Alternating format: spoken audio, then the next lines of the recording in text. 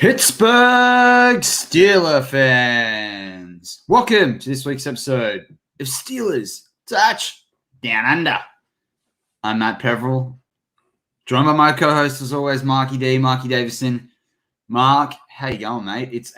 Now I'm going to just say it is pouring with rain. It's been doing it for days. We're in lockdown. It's so friggin' cold, mate. So how are you doing in all amongst this dreariness? I've just been playing Madden a lot, Matty. No, I've been all right. Same here. It's raining. Me and Matty are about an hour and a half away. I've been watching NFL, watching a bit of the Steelers, looking up a lot of stuff like that. But Matty, to start the show, I'm angry. You're angry? I'm angry, mate. Well, you know what? Just curb your anger a little bit, though. And I'm keen to find out why you're angry. Because I just want to say welcome to all our regular listeners, whether you're on the audio side or whether you're listening live on YouTube right now. We've got Devil in the house, Michael and O'Malley. They were first in, best dressed this morning, waiting for us to go live. I think a few guys sitting back there as well. Brad Jewett's in the house, Kenneth Jr., Shield as always, Carson Wright, Owen from England.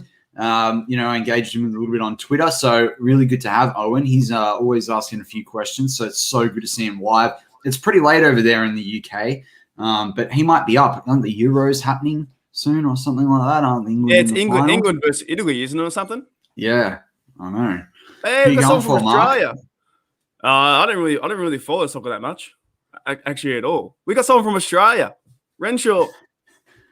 Hey, Renshaw, thanks for joining us, mate. Look at his Facebook profile. What a nice drive.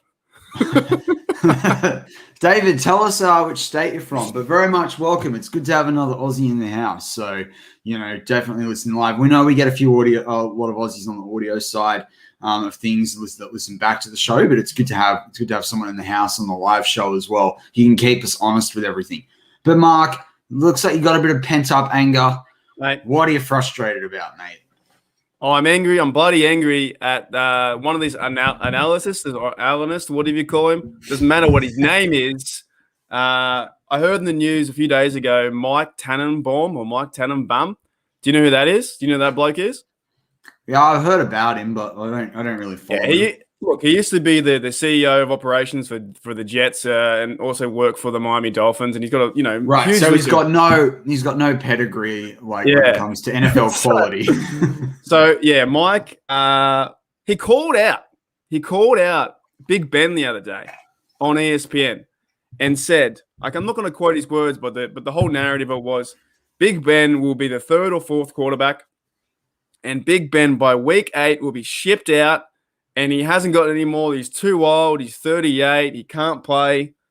And I just have no idea where this is coming from. Like, Big Ben came off surgery last year, went 11-0, had a great season. And I want to get your reaction after I have my bit of rant, but let me tell you this, Matty.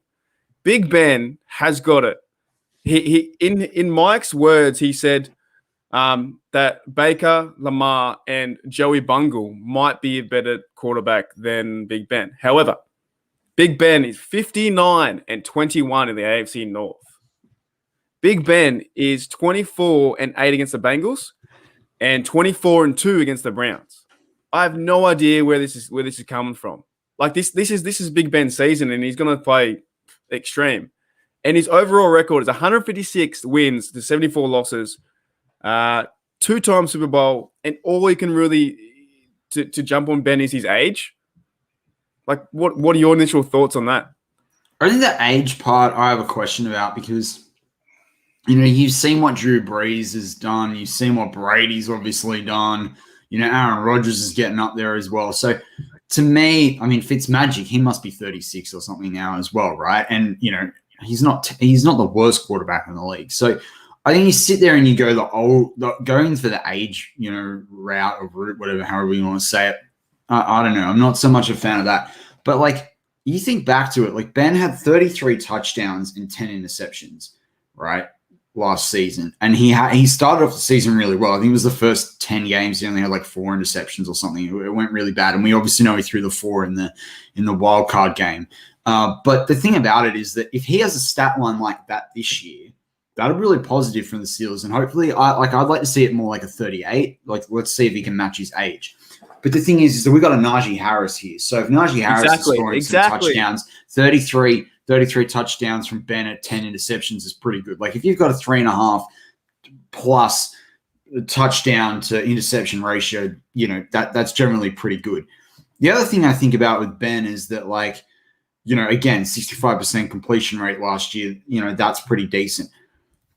The thing that I do think that Ben probably needs to do before we go in against the comparison, I don't know, you had a really good time on the Scobro show this week, and you guys did some comparisons with the AFC North and some of the other teams. And I know that Bad and Tony and Shannon White on The Hangover, they compared the Steelers' offensive groups to the various AFC North offensive groups as well. And they're both great shows. If you want to go back, if anyone missed those, go back and have a listen to them. But I think the thing with Ben is that, like, A, this season he needs more time to throw, and B, he needs to do some checkdowns. I think I would rather have under 30 touchdowns and like under 5 interceptions this season. I think with the defense that we've got and with the running back, and I do think the offensive line from a running back, and opening up holes for the run game will be really important, and I think they can do it. So I think we need to think about Ben from now on about efficiency rather than a stat line. But to say that he can't play, I mean, if you look at this, right? It depends on your criteria for quarterbacks in the AFC North. Now, you're going to hate me saying this, and I know he's got to prove himself this season, but if I'm building a franchise today for the next 20 years, the first quarterback I'm picking in the AFC North is Joe Burrow. Like, behind a decent offensive line, he's the best actual quarterback going forward in this. The most proven quarterback is Ben Roethlisberger.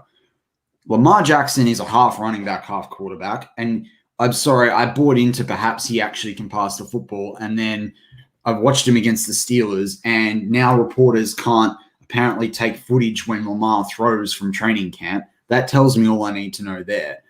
So Baker and Lamar can fight it out between them in terms of who's the better quarterback, because, Baker Mayfield can extend plays. When he's on fire, he's good, but he needs, 4 or 5 decent wide receivers / tight ends. He has to have a running game. He can't really put the team on his back the way Ben used to be able to. And I think that Burrow will be going forward, provided he can stay upright. So I think this targeting of Ben is, Ben Roethlisberger, anytime mainstream media talk about Ben Roethlisberger, it's a headline, right? Because if there's obviously all the weight from, that sits there in terms of, I'm not afraid of Ben's weight, but the weight and the gravity of everything that went on early in Ben's career and the allegations and the accident and everything in between. Calling out Big Ben is a headline. It's freaking July. We're between minicamp and training camp. We're not even in preseason. Calling out Ben right now gives you a chance to enrage some fans on social media, and it gives you a chance to have a headline that, a Steelers fan might actually listen into that media if they're skimming through it about another sport, because usually they offer pretty much nothing worth listening to about the Steelers. Yeah, but he also said that the Steelers would go 8-8 or 7-9 or whatever the conversion is now, 7-10. In his defense too, like Ryan Clark came out and said, are you joking? Or how do you say that Big Ben is the worst player in the AFC North? I just don't understand it. I only saw it a few days ago, and I get they're all catchy headlines, but I'm like, Big Ben is a Hall of Fame quarterback with the running game as well. He's going to have a better time going into his second season off the surgery into a true off season as well. He's going to have a much better time. I hope this guy Mike Tannenbaum eats his words coming into October and December. He's definitely I just didn't understand the whole idea of it, that he is the worst quarterback. And the thing is, Matty, if the coaching staff believed that about Ben, he wouldn't be on the roster. If they want him to start every week or at least play 14 games, at least be the full-time starter. Well, I think you and Brad in the live chat, and I brought it up for those that are listening live right now, you would have been able to see that comment there. But basically, Brad said similar to what Mark said there, which was really he came off major surgery last year. he's able to refresh his arm. He was probably figuring out, we've talked about it a bit, he was figuring out as he went, and it's amazing to see how much he gets slandered. And I completely agree. I mean, it's getting old now. Like, really and truly, it's getting pretty old. Like, calling out Big Ben, it's like, exactly. okay. You've got to see it for what it is, though. His record is 156 wins, and he dominates the AFC North, and he gets no respect. Like, well, my favorite thing about it, and this will be interesting for Ben to see with Ben, right, is once he does retire, right, he's got record after record after record. He will eventually make the Hall of Fame. I think people will be very difficult about it, given what did happen early on in his career. I think, we're going to have to watch other people get in first, and there's going to be a bit of uproar about it. But eventually we'll get in, and eventually Ben will get the chance to say his piece on everything. And I think, there'll be some people that have to eat their words. But the thing I'm most hopeful for is that people are forced to, eat their words this season when we win a Super Bowl. And I agree with what Justin says. He was a Jets GM. It's enough said. Like, let's put it past it. I'm keen. Let's crack into the show. Yeah, I just had to get it out of my chest. I think we've all vented now. We're all ready to go and talk about the 2020 draft class. That's it. Well, look, so Mark and I, for those that are regular listeners, you know that over the last sort of 5 or 6 weeks, depending on which one of us has been available, we've been talking a little bit about the recent draft classes, and who's done well and who's not. And, it's pretty interesting in terms of last year's draft class. We had a lot less picks than what we've had in the last few years. We had 6 picks. We didn't have a first rounder. We obviously know that, we used our first rounder to get Minkah Fitzpatrick, and we know that Chase Claypool certainly performed like a first rounder. We know Kevin Dotson surprised, wasn't even invited into the combine. McFarland Jr. tripped over his own feet, and it was sort of not hard to see why, given that there were no holes for him to run between. Alex Highsmith stepped up when Dupree was out, and, we're looking for a big year for him. Antoine Brooks Jr. got cut, got brought back on the squad. And the preseason is going to be fundamental if he's going to make the squad. And then you saw Carlos Davis, who no one, his brother was projected higher than him. And Carlos Davis, spent some time on that practice squad, spent some time on the squad, get some game day helmets, and, quite frankly, was starting to get in the mix with bugs at the end of last year. So again, and Mark's brought up Clarence' comment in terms of cannot wait for the preseason. A lot of these guys that we just talked about, particularly McFarland Jr., Antoine Brooks, and Carlos Davis. So if you were going to tier the draft class, they would be in the tier 2 or the developmental versus the guys that are going to be now starters. And, the preseason is incredibly important, incredibly important for this team and for these players. Mark, I don't know how you want to kick it off, but who do we want to crack into first? I think we have to do the same as last week with the 2019 draft. We have to start from round 7 and go all the way up and just rally it out there. Do you want me to start with the first person? So these from round 7 to about round 4, these are some guys I'm going to, I don't know too much about them, but maybe that's because I haven't been playing too much on the field. So we're going to start with Carlos Davis. Yeah. So where does he really fit in the Steelers team, and does he? Does he have a spot on the roster, or what do you reckon?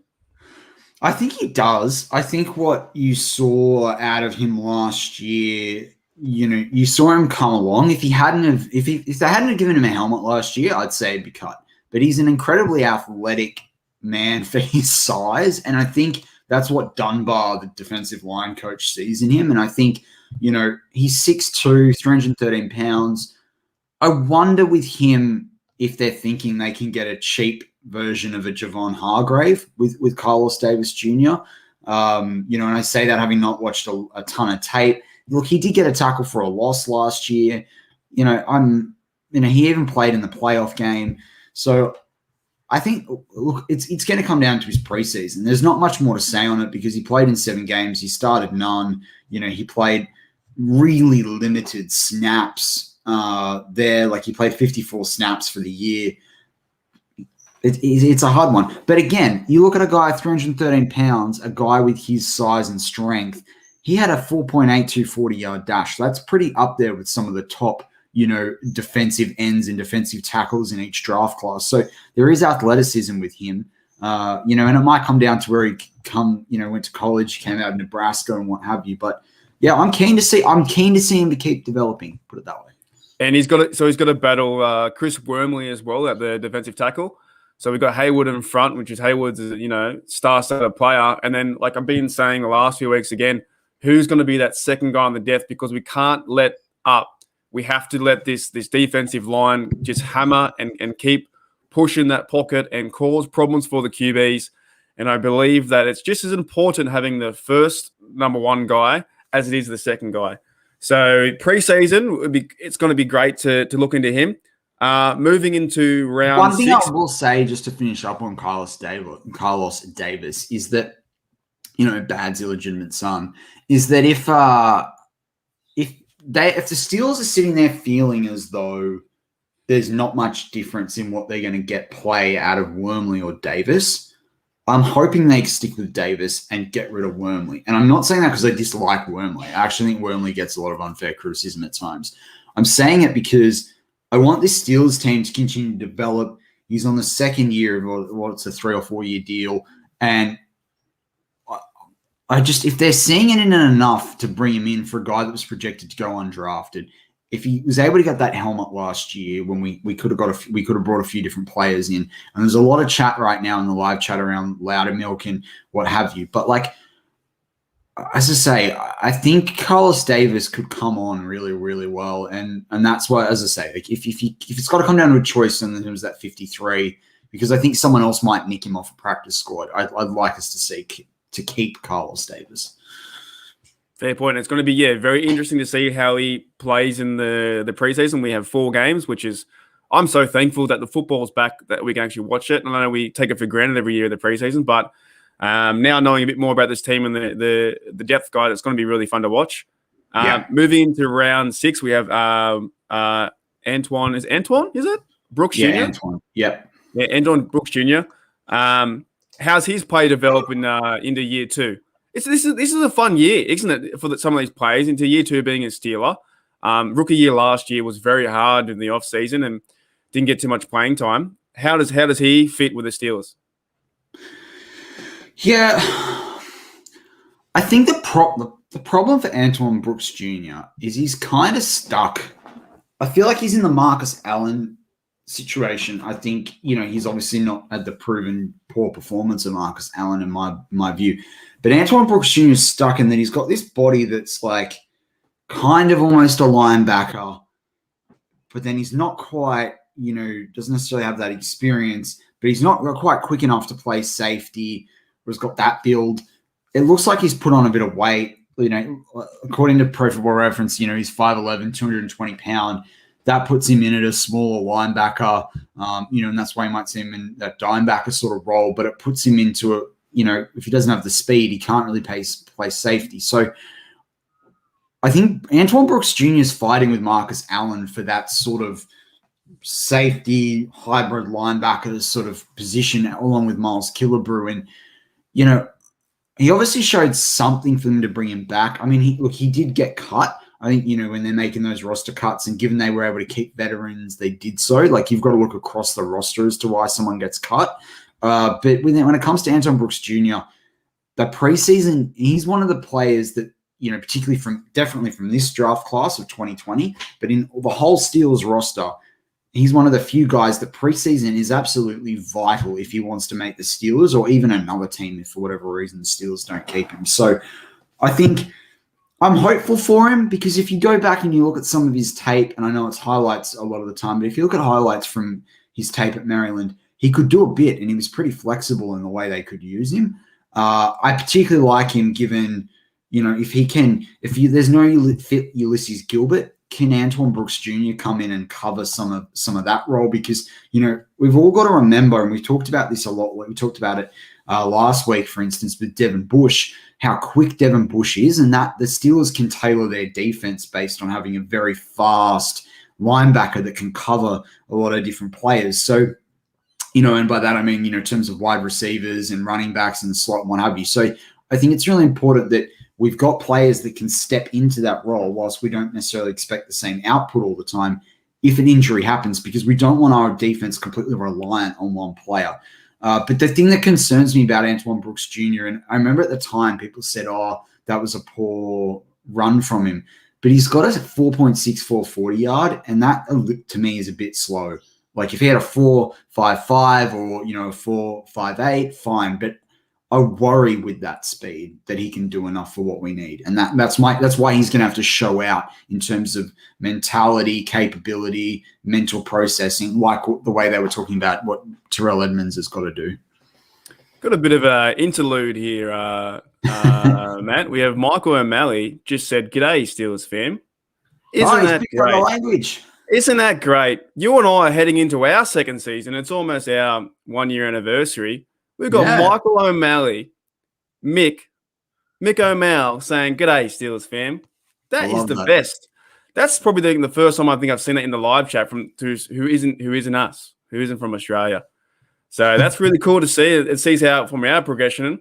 Like I said, like Matty's a quarterback and I'm the fourth, string running back, and make sure I don't come on and fumble the ball, or maybe I'm the lead blocker, or I'm that guy that Vikings player that picked up the fumble and ran the opposite way for the touchdown.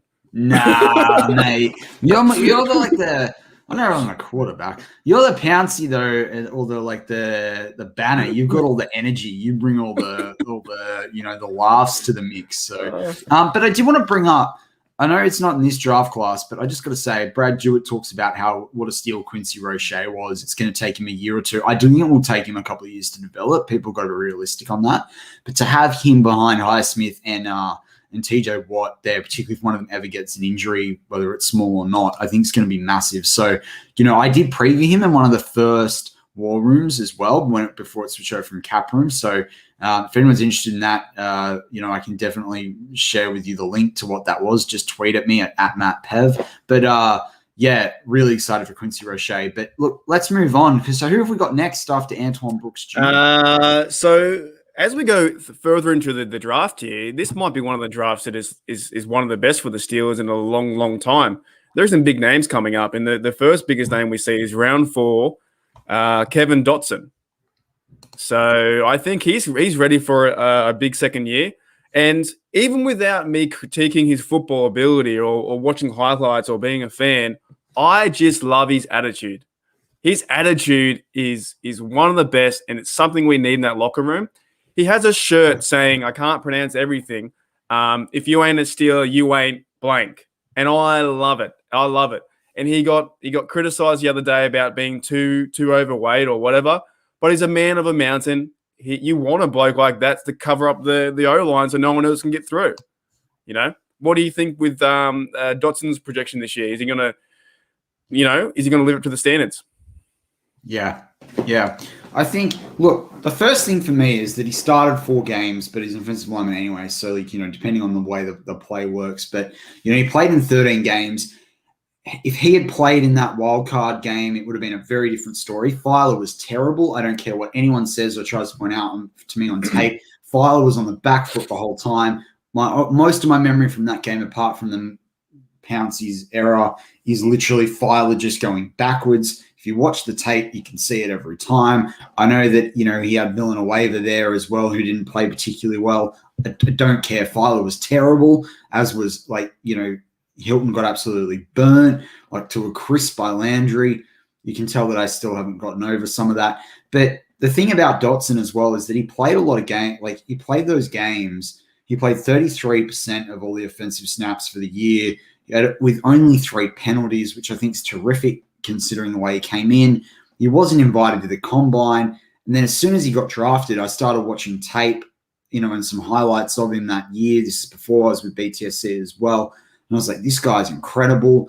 The guy next to him, Robert Hunt, got drafted by Miami, and I'm pretty sure it was Miami. But basically, they made out him to be this absolute phenom in the offensive line kind of thing. When you looked on tape, it was Dotson doing all the work. And in fact, so much so that Hunt's moving into guard this year. I'm sure it's Miami, but he's moving into guard for them because he can't. They've figured that he can't really play tackle. He's better inside, and in the way that they sort of played on the line. The thing for me though with Dotson is, and we talked about this with Trey Turner, is Dotson's traditionally on the right guard side. We're playing him in the left guard spot, and sometimes those players are interchangeable.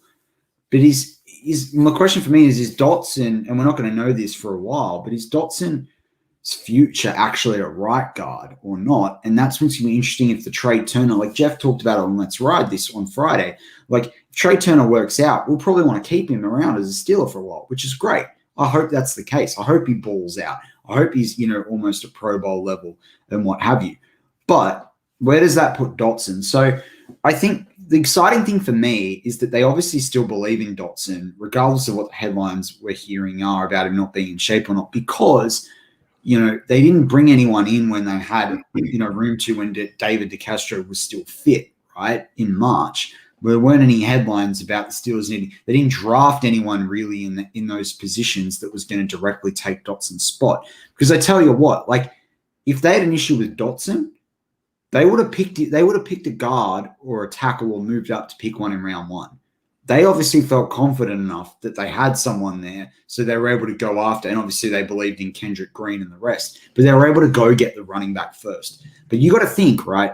They knew Ben was coming back by that stage. If they had no confidence in some of the guys at the offensive line position, they would have gone and got an offensive lineman. So that's what I'm excited about with Dotson is the Steelers clearly believe in him as much as we as a fan base do. And Mark, you and I have talked about it. We love the spirit he brings to the locker room. Oh, 100%. We love that he's a Pittsburgh Steelers fan. His family are. He respects the black and gold. He takes pride in the jersey. And I'm just looking forward to the next 8 to 10 years of Kevin Dotson, KG, number 69, holding the line. I can't wait to see him just run over people. Like literally like a Mack truck. Just run over some of the defensive line.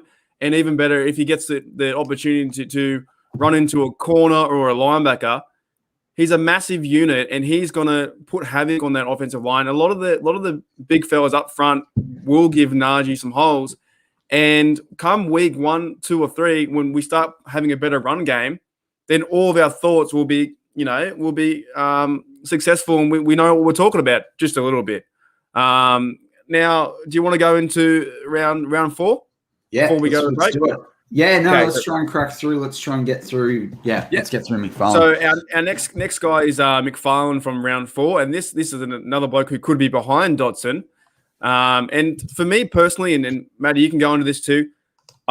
We haven't seen too much of this guy. We've only seen a little bit of footage of him running, and the only thing I really saw last year was I think a 15-yard run, and most of the runs where I believe that his feet were too far in front of his body.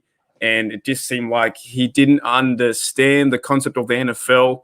And maybe that's going to grow, though, with the offseason and the mini camps, training camps, and preseason. Having 4 games in the preseason is going to really help McFarland, I believe. So I couldn't judge him just now at all. We haven't seen what he can do.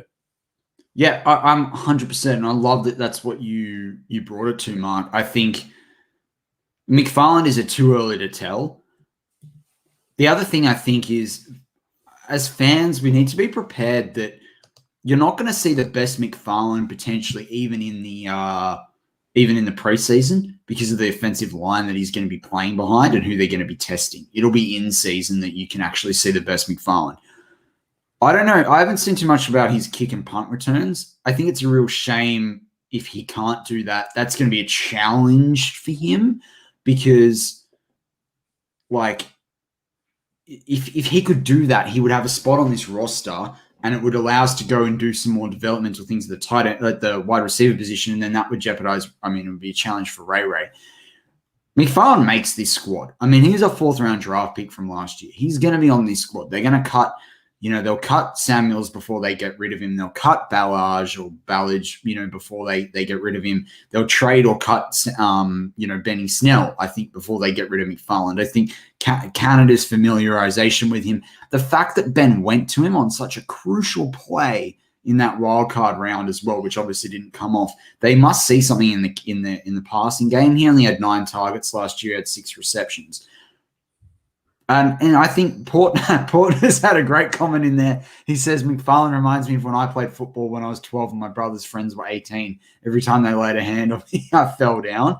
And Mike O'Malley said, I hope the game slows down for McFarlane this year. He's getting in his own way last year. That's it. I think he was adjusting to the speed of NFL football and the pro level last year. He had no holes to run between. You look at a guy that like the sort of player that McFarland is. He needs holes to develop in the middle, or he needs guys that are going to hold the blocks on the outside. And I think you think about Zach Banner, and you think about the right side with a Trey Turner or a Kevin Dotson, but I think it will be Trey Turner. Man, if that hole opens up or there's a cut, he can get a cut. Wow, like the left tackle side as well.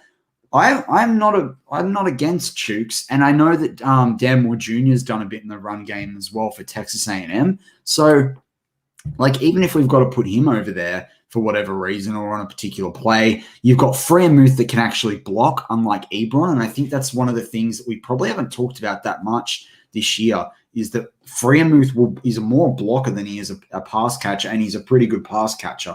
So once the Steelers get hold of him, you and I have talked about this before, is, the Steelers wide receivers block really well because Mike Tomlin and the coaches are so big on everyone doing their bit and doing the hard yards. And if you're not going to block, you don't play. And so I think once you get a full off season of Freiermuth, being able to block people as well, that's going to open up holes for running back. The other thing, and I'll bring it to a close here, is that you and I talked about a few times throughout the last sort of 6 to 12 months around Kareem Hunt and Nick Chubb and the 1-2 punch. And how much pressure that is for the defense, when it comes to being able to stop that. If McFarlane can get it going, Najee wears out the defense of another team. The offensive line can open up holes. As long as McFarlane doesn't trip over his own bootlaces, there's going to be opportunities. And the amount of times you and I talked about him breaking one loose last year, I reckon we're going to get there this year. I hope so. I hope I see a big 40-yard run, 50-yard run, but it all comes down to the O-line and the separation they can put on these players and push back.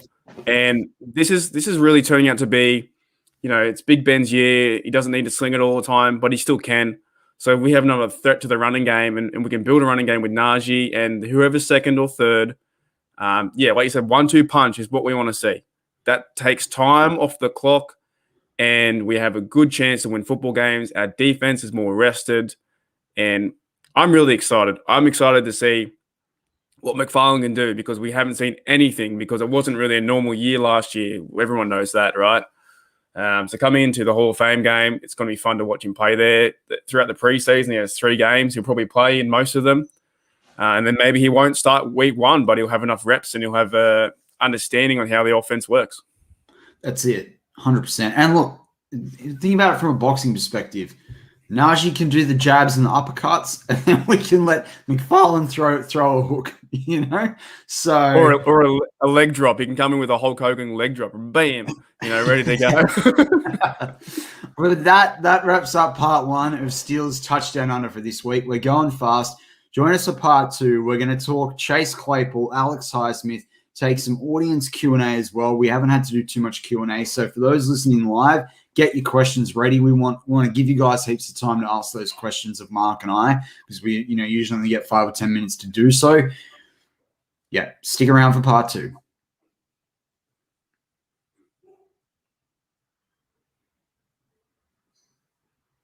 And we're back on Steelers Touch Down Under.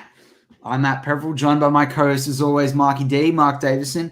Mark, let's get straight into part 2. Slinging the slang. What do you got for the listeners this week? Well, I'm still angry, Matty. So this has all got to do with, everyone knows about that guy who's been ragging on the BTSC and media guys like myself, Mark, and Matty here. So all I'm going to say to that guy, put a sock in it. I'm done with you. I don't want to hear it. I don't care. You've done that one before, mate. Nah, I don't care. My opinion might not be right, but it's full of passion. And I almost swore there. I almost swore like Matty did last week. But it's full of passion. And I don't care what this bloke says. Put a sock on it. Damn.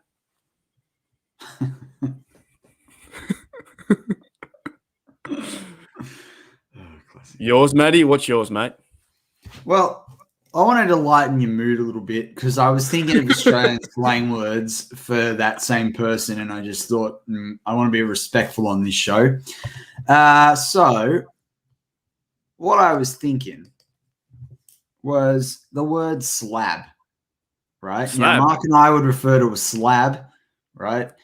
If you're on a building site, it'd be like a concrete slab, but no, what I'm referring to is a carton of beers or a case of beers. So I was thinking, Mark, out of all the Steelers players, and I don't want 4 or 5, I don't want previous retired ones, I want one Steelers player. If you could do a slab of beers with this afternoon, who would it be? You know what, man? On the current Steelers right now, it'd probably be Vinny Williams. Like, have beers with? Is that what you're saying? Yeah, have a beer with. Yeah, who would you have a case of beers with? On the current Steelers, it'd be Vince Williams at the moment. Just the knowledge he has and the passion for the game, and yeah, he'd be fun to talk to. Yeah, nice. Who's your guy? That's a good question. Who's your guy? Oh, I didn't expect to get this one back. So it's current. So it has to be a current Steeler, right? Current Steeler, yeah. That's a good one. I think Cam Hayward would be a sneaky one. I think he'd be like, you know what though, he's a big family man, so I could see you two getting like, you're going to be a great dad and family kind of guy. So I could see that you two would get along like a house on fire. Yeah, I feel like the thing with Cam, I feel like you could talk. This is the one, you've got these mates as well. Like everyone's got them out there with your go-go, but you got those friends that you can sit there and talk with for hours, right? And if you're going to do a slab, right, you're going to want to have lots to talk about. And I feel like Cameron Hayward, you can have the deep and meaningfuls, you can have a laugh, you can, all the rest of it. I think he'd be really good. I've seen him on different, NFL shows and tapes and all this sort of stuff, and a student of the game that he is. And I think you just talk for hours. Obviously, you grew up with a dad that was a pro player as well, and he could talk about it. Yeah, I just reckon Cameron Hayward, you'd have the best discussion with him. How awkward would it be, though, that now that I've got me and Vincenzo having a slab in one house and yourself and Cam in another house having a slab, why don't we just come together and have a party?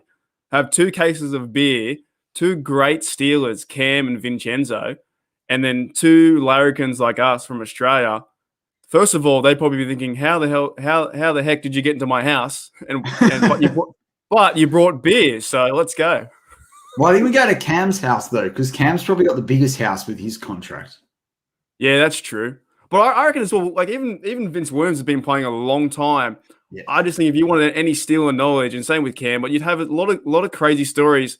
And I just think you probably can do a little bit of a mischief as well with Williams. You might end up going around to one of the linebackers' house and doing a prank or something like that.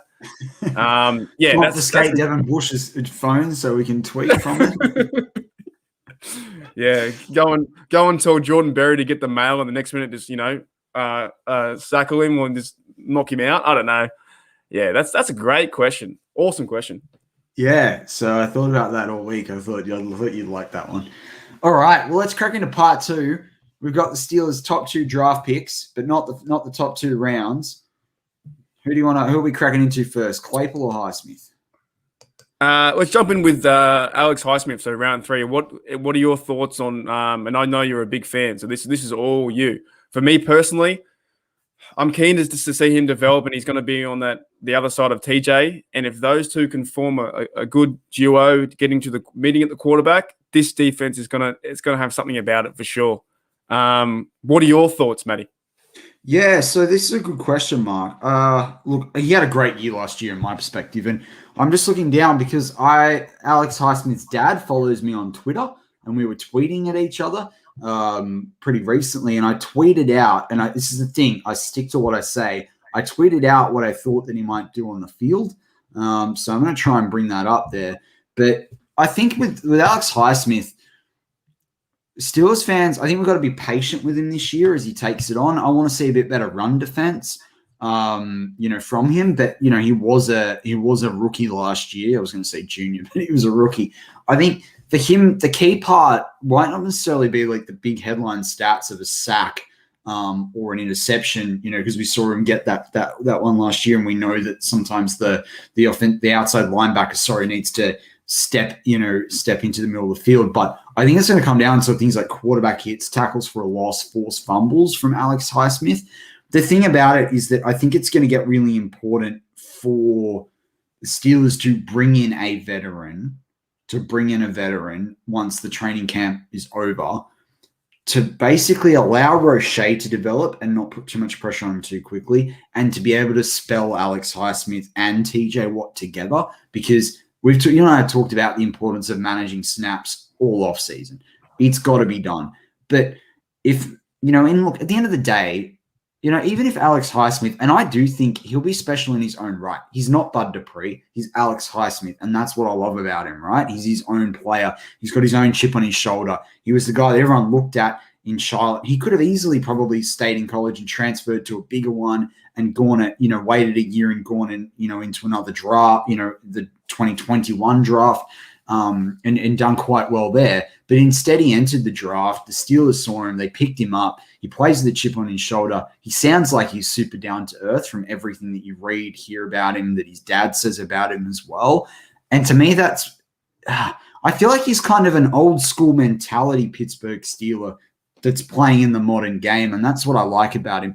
But what I was going to say there is, even if he doesn't develop to the extent that Bud Dupree did, Bud Dupree was a first-round draft pick, incredibly athletic. But what I like about Highsmith is he's got these pass rush moves that he's developed. The same thing with Quincy Roche. They develop these moves because they're not necessarily the best athlete on the field. But I'm keen to think, I'm going to pull up these stats that I sort of projected for him for this season. But Mark, what are your thoughts about Alex Highsmith? Because you've listened to me rant about him on and off air for literally 12 months. Yeah, I'm pretty hooked to see what he can do. I'm just really intrigued about this whole linebacking core, from TJ to my mate Williams to DeBush, and then Highsmith coming into his second year. It's going to be really interesting to see how he can play. And like you said, I don't care if he gets the sacks, the forced fumbles. They're great if you can get them. But what I saw in that Browns game as well, in the playoff game, that you need to put that push on the edge and make sure you're doing your assignment correctly, and you're marking your man, and you're feeding to that gap so the running back can't get out of the way.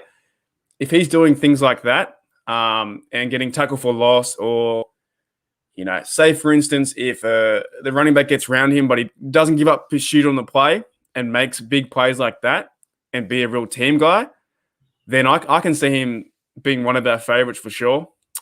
But yeah, it just comes down to this linebacking core. I think it's going to be really fired up. And like you said, it took Bud Dupree a few years to get into the swing of things. And we know that TJ is going to do really great things. But second year, what better place do you want to be than a Pittsburgh Steeler, and involved in that defense with Hayward, Minka, and all the guys. And look, as a whole team, I think he's a bit like Dotson. This is why I think I've got another question once we get into Claypool.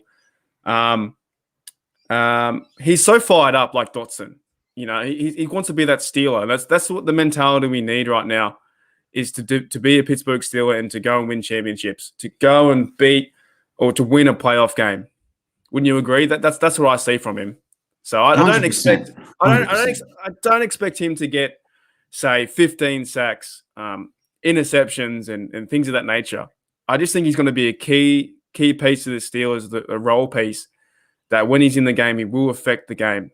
And if he gets better than what everyone thinks he is, then these quarterbacks are going to have a tough time. 3 or 4 years in a row now, we've got 60 sacks, haven't we? This is a defense that that quarterback's coming into the onto the field thinking, oh my, I've got to go against these guys. Come on, man.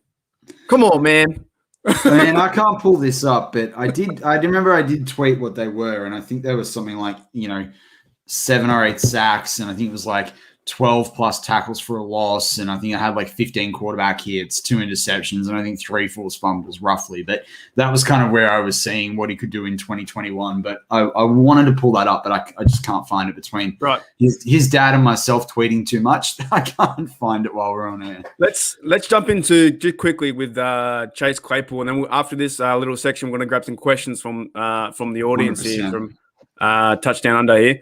So Chase Claypool. Round 2, or just a side note, we didn't have Minka. Minka was a trade. He's awesome. We know he's going to be but great. I still don't count that, right? Because look, put it this way. If we traded 2 picks in the future this year to move up in this year's draft, right, we would have been talking about this draft class, and that's who we've drafted. So I think it's important that we always say it, but I mean, to me, Claypool was the first pick of the draft. It's just like the domino effect, right? It's just the butterfly effect. If I sneeze here, then a tree falls over in Wisconsin. I'm not even sure if there are trees over there. All right. So, they do. There's a big forest there. What are you talking about? Well, not if I sneeze. How do you think JJ Watt and TJ got so big, and why Derek is terrible? Because they were chopping down trees and lugging them everywhere, while Derek sat there doing nothing. Like to get rid of the trees, and then just run right into it. God, that'd be good to see. I want football back so bad. It's coming. Okay, Chase Claypool, right? What are your thoughts on him as a receiver? Here's a good question. Can he be better than last year, or is he going to take a step back? Claypool? Yeah, is he better than his stats last year? It's a pretty big rookie season.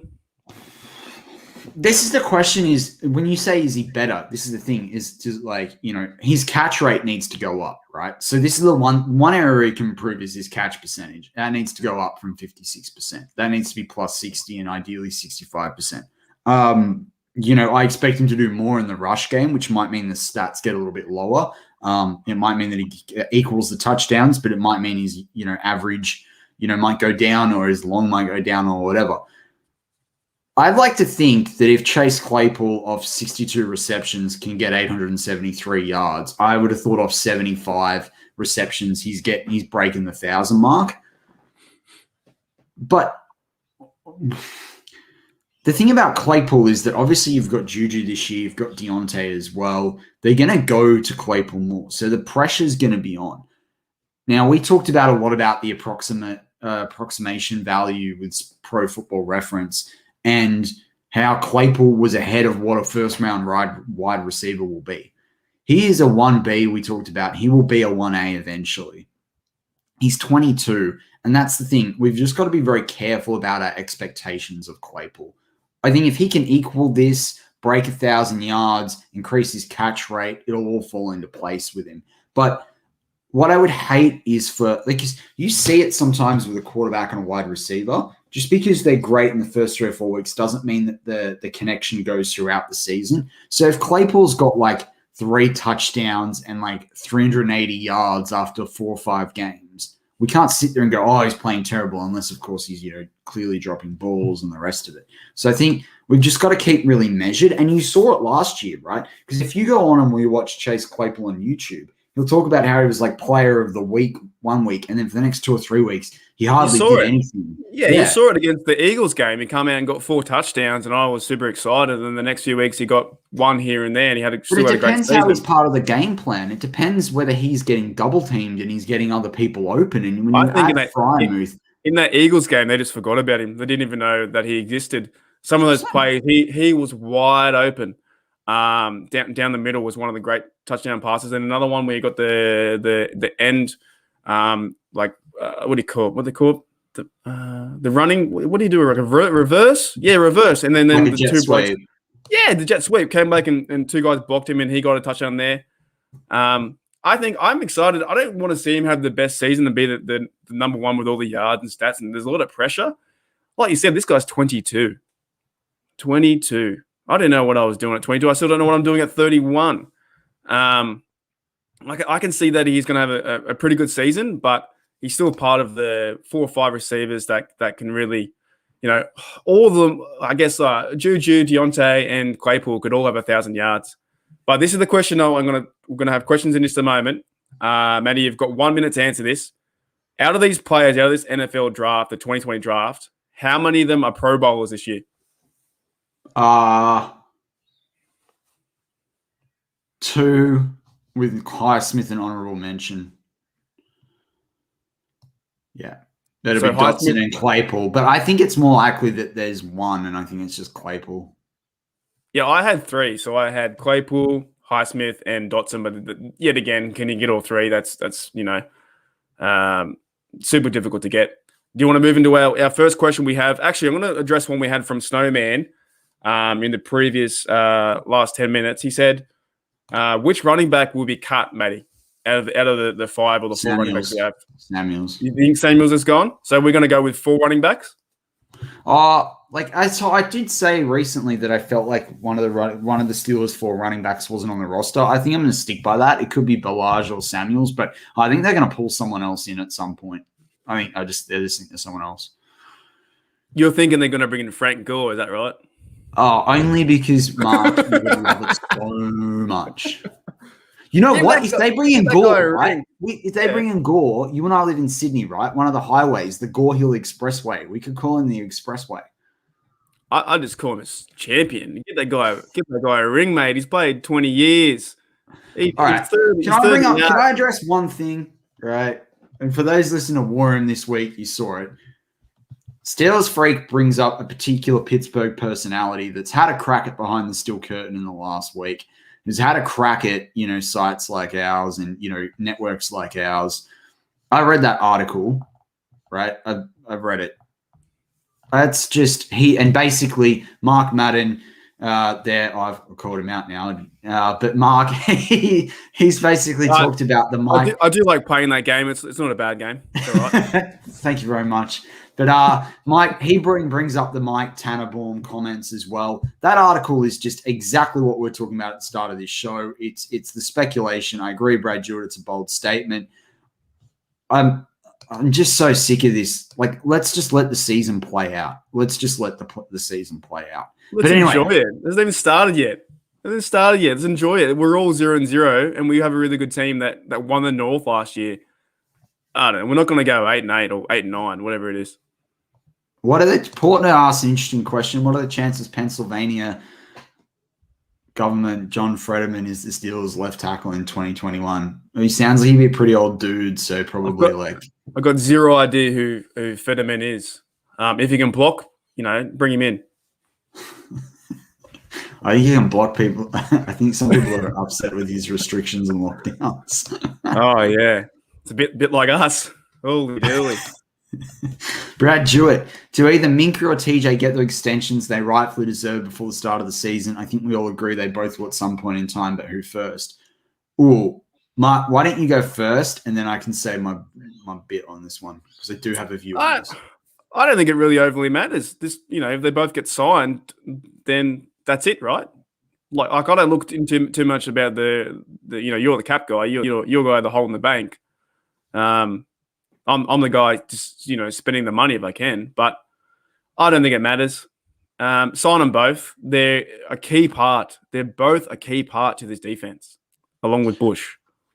I think I like that he's been brought up. And Jeff, I think, deserves some credit here because he was saying this for a while. I think it's more strategic to sign Minka this offseason, right? Because you pretty much know what you're going to pay TJ, right? But you don't want to up the level this year of anything. Whereas you could I think it makes sense to keep Minka this year and sign him up and not let that get into any of his play, his head, lock him up completely. And then you can really sort out your safety position from there. And you might get a better deal before the cap goes back up, which is kind of what we need to manage TJ's deal with the bonus structure over more years as well. So I think it's actually a lot more strategic to sign Minka this offseason and then get TJ done during the season or pretty much agreed for the end of the season. So I think right now the Steelers have I think it's 74 million or so on the cap level. I can bring that up from over the cap for next year. And I've said on War Room all offseason, 75 mil, that you can pretty much go 30 of that almost, or 28 million, but let's just call it 30. Of that 75 is straight to TJ Watt, right? If you look at Minka, then you're probably talking anywhere between 8.5 plus bonus of 3.5 to 4 million a year. You want to do that now rather than next year, because if the salary cap goes up to higher than its expected level, then we kind of made money, if that makes sense. So, and that might help you sign someone else. The interesting part that speaks to me at the moment, if you're not going to keep Juju long term, is Claypool next year. Because remember, Claypool doesn't have he doesn't have the 5th-year option because he was a second-round draft pick. So if Claypool shows out this year, I'd be interested, and I know they don't do this, and Dave Schofield and I got into a heated discussion about this once, because the Steelers only really extend people in the final year of their contract. But if Claypool balls out this year, I'd be extending him if you can next offseason, so that you can minimize how much you're going to have to pay him really big in, what will be 2.5 years time. So I think it's an interesting concept right now, but Jeff talked about Joe Hayden potentially extending him. My player, apart from TJ, and it's more strategic to do it next year. If you're going to extend someone, you extend Minka. Or you could probably do Edmonds. I mean, I wouldn't want to see Edmonds go too much. I don't think it's strategic for him personally, but you could probably do Edmonds back end of the year as well, or straight away after the season finishes, agree that deal based on what he does. But yeah, Minka to me is the priority. I want to see what's that guy in that movie where he has like a big massive like board of like all the different scenarios and different ideas, and E equals MC squared. I reckon you're that kind of guy, Matty, in this office. If you're the Steeler guy, like the accountant. You and Cam Hayward are like going through the figures, drinking your beers, going, all right, if we extend Minka here, we have a better chance to win the Super Bowl here. Okay, however, we really, really need to get rid of Derek Watt. Well, maybe we can talk about this next week. Because I have a bit of a theory.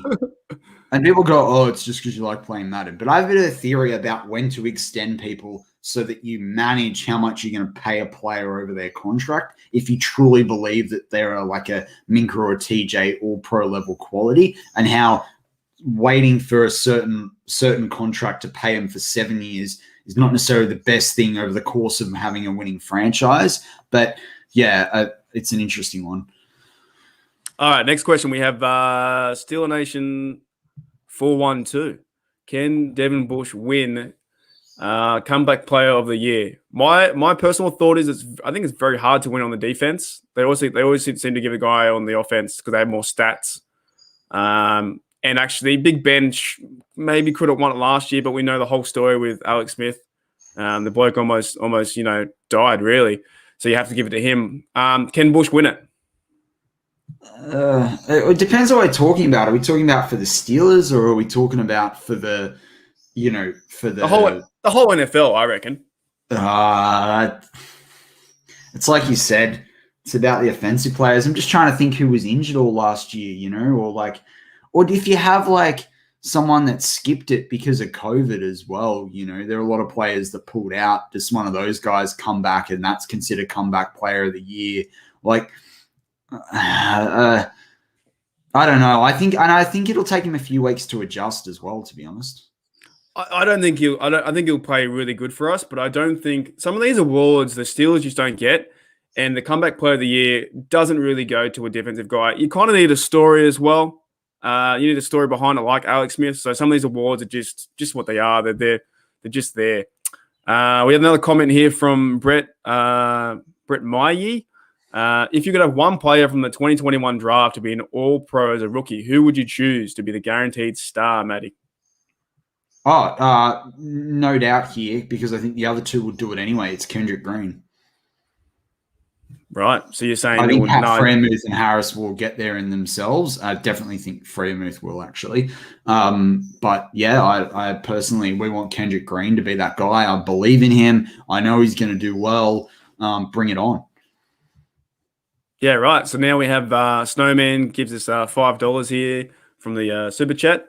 Which rookie will hit the freshman wall first with games, 17 games this season? Now, I believe, is that just they're going to get tired and, they're playing from college and it is a big transition into the NFL? Look, I don't know how you really answer this question. I don't want to say Najee Harris, but it depends what you would say that is a freshman wall, that they just give up. They stop playing as a Steeler. Are they not playing as much as a Steeler? You know, like I can't really name anyone off the top of my head, because that in itself is saying that player is going to give up, when no matter what and how hard they're trying and how much energy they left in the tank, they still want to play, right? So it really depends how you would describe that situation. Yeah, I think for me, like, I probably will be Najee, right? But it's probably mid-season, and I think it will be, people go, oh, he's hitting the freshman wall because let's say he averages like 70 or 80 yards per game or has a smaller game than that. Like, but I don't think it's something that we need to be particularly desperately worried about, if that makes sense. Yeah, I mean, even Freiermuth might do something that players like, oh, he's not blocking very well, or he drops a couple of catches we think he should make when he's open or whatever. But I think this rookie class has got a lot of really hard workers from it. So, and Snowman's, there you go. He's clarified it in terms of getting tired from playing college last year in 17 games this year. I think the Steelers will manage snaps pretty well. I think they will do it for the rookies because they tend to do that, and they sort of bring them in and then they ease them off and they bring them in again. But I'm interested to see them how they manage snaps over 17 games, because I think that's going to be a big difference. And given that we've got the extra preseason game with the Hall of Fame game, yeah, I agree with Brad Jewett. Well, here's another question from JR. Oh, it's gone. Here we go. Which veteran shows a major decline in 2021? I don't want it to be these two players, but it's so hard for me not to think. Yeah, what's with all these questions? These are all negative questions. Oh, there's also a massive negative in this live chat right now, which I don't know. I don't know whether they like the Steelers, but no offense, JR. But not Jay. This is no. I'm not talking about JR. There's someone else in the live chat. I'm questioning whether they actually really like the Steelers or not. And there we go. We've got our answer there in the live chat. But I think from JR, like, I like the question actually, and I think it's an important question to ask from JR, because just because someone declines doesn't necessarily mean that their performance is poor. But there's two players that stick out to me as being players that could decline. I don't want them to decline. And if they do, who's going to step up? And those two players are Joe Hayden and Tyson Alulu, right? They had great seasons last year. But if one of those guys doesn't rock up or he struggles and quite frankly submits to age, I mean, I think Alulu is like 34 maybe, I think by now, 32, 34. Joe Hayden's 32, I think. You can expect those guys to decline. So my biggest thing is, how are the other guys going to step up to support them? In terms of major decline, where they shouldn't be on the roster anymore, like that's Cassius Marsh, but I don't think he should be on the roster anyway. So yeah, mine might be Stephon Tuitt or Cam Hayward, and depends on how much you value them, and then how much they actually do decline. At the same time, similar thing to what I said with Claypool. Claypool had a great year, but then he gets 800 yards. So it's still a pretty good year. Matty, we're going to a few more, then I'll get you to wrap it up, eh? Oh, I was just going to reply to that one in the chat. Yeah, Monka S says here, what time are the Steelers games in Australia? So we've been this through a few times. Your 1 p.m. games are our 3 a.m. at the start of the season. Your 4 p.m. games are our 5 a.m. and your 8 p.m. games are our 10 a.m. And then as the season progresses into about week 7, the time changes and we go up an hour. And then your American time changes again to about week 9 or 10. And then we get our 1 p.m. games at 5 a.m. So we wake up at 3 a.m. or, half awake to watch our Steelers win. That's it, Mark. That is it. Steeler Nation 412. I just want to bring it up before we go to Brad Snowman's question is, August 5th, y'all, or the other half of the crew should do a live stream for the Hall of Fame game. Look, if no one does, maybe Mark and I can jump on Steelers Nation Australia, and we can share the link with you if we're going to do that before that game. So, yeah. But I want to bring up Snowman's question, and then I think there's one from Felicia, and then we're pretty much done. But which is crazy. This show goes so fast each week. But what Steeler would you like to have dinner with and why? Mark, who are you gonna have a feed with? On the team now. That's a different question to the beer one. Having dinner. Hooly dooly. For time's sake, let's say Minka. Put me on the spot. You're only saying that because he's about to get paid and you want a free lunch. Free barbecue. Who's yours? Then we'll go into Felicia. Oh, mine's Stefan Tuitt. Yeah, right. Okay, we're going to because he does barbecue. Is that why? Yeah, and also I've seen a few when he was on Bud Brought a Bud. I've always been a fan of Tuitt, but I just thought, you're a really cool bloke, and I think as well he's been through a lot this off season with his brother. I'd just like to take him to dinner and say thanks for being an awesome Pittsburgh Steeler and take his mind off it. All right. Do you want to bring up Felicia's comment? Yeah. So Felicia says here, who do you want to keep, Cameron Canaday or Jordan Berry? I say we keep Berry so we can bring in number 46, Christian Kunentz. I just think that'd be a great Steeler, and I'd buy his jersey in a heartbeat. Matty? You'd buy it because of the way Australians say that word, and then you'd think that was hilarious. It's like Bad wanting Malik Hooker to join so that he can buy his wife a Hooker jersey. He needs to be the new long snapper. He has to be. Felicia, this is a hard one for me because I've said if anyone listens to a War Room or Cat Room all season that I think Cameron Canaday is a waste of Cat Room. I think you can get other long snappers out there. He is, Mark. Do you know how much Cameron Canaday is getting paid this year? I don't want to know. I just want it's like plus $1 million. Let me bring it up. It's absolutely unbelievable. All I'm saying is that we want Christian to be our long snapper so I can buy that jersey. Oh, Christian Canaday. He's like Canaday's cap is like plus $1 million. I'm just trying to find it because all the draft picks, it's like being skewed. Yeah, it's that's because I've got 2022 up. He's not even signed there. Cameron Canaday is getting paid more than Deontay Johnson, Pat Freeman, Benny Snell Jr., Alex Highsmith, Ray McLeod. There's heaps of players. He's not worth it. Jordan Berry's saves you $300,000 on the cap. That's why I'd keep Berry. And then I cut Berry a few weeks later. And it just throws the ball back 30 yards.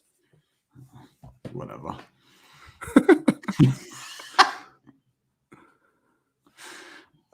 Any other questions to finish it up? Not that I can really see. I think we're running out of time, guys. We are. There's one just saying here from NFL in Australia, would you ever host a game? We've been at it before. I wouldn't want to see it. But no. Mark and I have different opinion on this.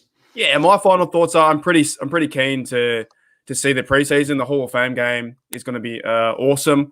I'm so keen to see these young players actually start to play and have some real football back. That's all I had this week, Matty. That's it. Well, look, Steelers fans out there, look, the offseason rolls on. I know it's getting long, but, just stick with it. The Hall of Fame game's not too far away. Training camp's not too far away. Mark and I are jealous that if you're in the Pittsburgh area, you can go watch training camp from the stadium. I know that they sent out some emails on that because I got one myself. But look, anything Pittsburgh Steelers related, stay tuned to Behind the Steel Curtain across the website, across all our audio and YouTube live shows. There's a lot of cool stuff coming up. Next week, Mark and I will have another bumper show for you. But with that's Steelers Touchdown Under. And as always, Mark, go Steelers!